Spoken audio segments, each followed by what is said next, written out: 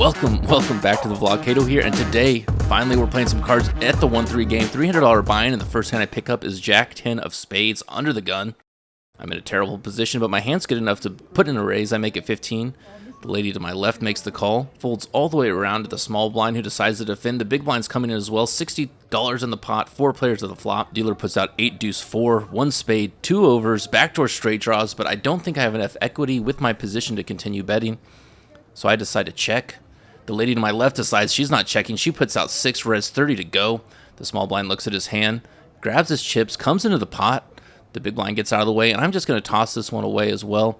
Even if I catch a great card on the turn, I'm still playing out of position, probably facing a large turn bet. It's the 7 of spades that would have gotten me into trouble.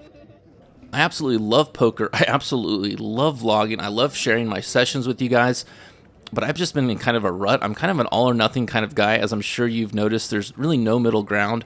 And I just haven't been feeling all that great. And then I realized I haven't been feeling all that great because I haven't been balls deep into poker. Sure, this takes up all of my time, but this is my dream in the purest form. This is exactly what I want to be doing. And so I had to shake off the rut and get back to business.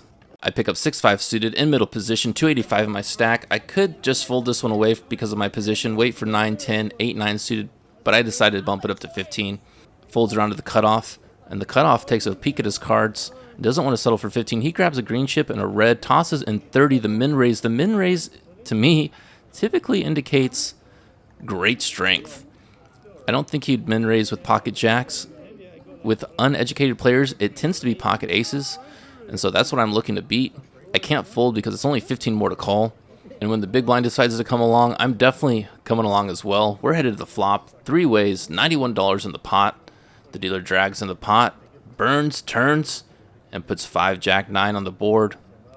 The big blind gracefully checks over to me. I'm going to check my bottom pair as well. Not too happy with this board, hoping to get a free card, hopefully improving my equity. The original 3-better stands up to get a good look at the flop and decides to keep firing 60 into the pot.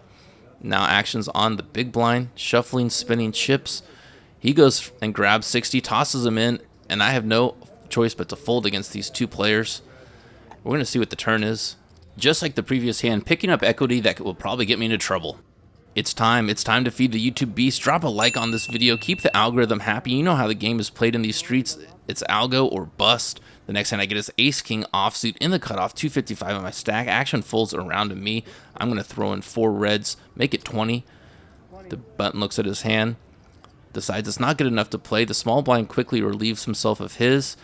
The big blind's not going anywhere, though. He tosses in 20. We're going mono-a-mono. Heads up to the flop. I have position. I have a monster premium. Now we're looking for a little love from the dealer. He turns over 6-5 king, 2 hearts. I have the backdoor nut flush draw. Top pair on the board. And the big blind checks the action over to me. I'm not going to slow it up yet. I sling chips into the pot. 30 to go. Getting my greens into play, and the big blind quickly tosses his hand away. So I'm scooping a small pot, but getting back to my original buy-in. Every time I play poker, I play with my badass card protector. It has a presence at the table. People love it. They want to see it. They want to hold it. Get yours today. Shop PokerBEASTs.com. The next time I get is 9-8 of hearts. Pretty high suited connector. The low jack makes it 20. I'm going to call, of course, with position and a pretty good hand. The cutoff folds. The button looks at his hand, tosses it away. The small blind is going to defend. The big blind's not interested. We're going 3 ways to the flop. $62 in the pot. I put my card protector on my cards, ready for action. The dealer burns, turns, and puts out queen, 5-10, but most importantly, all hearts. I'm drawing to a straight flush. I already have a flush, and the first position player, the low jack, comes out swinging, makes it 65. A very strong bet for this board. Maybe he has the ace of hearts, pocket aces, ace-king with the ace of hearts. Regardless, I'm not letting them get any more free cards. I put my whole stack in, 230 to go. Putting the pressure on the players. I expect the small blind to fold quickly, but she asks for a count. It's not a lot of chips. If she had something really great, she may just throw them in there. Maybe with a raise, maybe with just a call if she has the nuts. But the count has me a little worried. If she calls, it really narrows down her holdings to a very strong range, especially since the low jack came out swinging so hard. And she calls. The low jack immediately tosses his hand away. I'm looking for a clean run out, assuming I'm ahead right now, trying to dodge a heart. And it turns the ace of clubs. Hopefully she paired. The river's a jack of clubs. I flip up my hand, expecting to win. But my opponent flips up king, 3 of hearts. No, the small blind special. Stayed in with the suited king. Got rewarded on the flop and stacked me for everything I had. You know what? Sometimes it's better to just get up from the table, and that's exactly what I do. Thank you for this taste of a vlog. Another one's coming tomorrow. Kato out.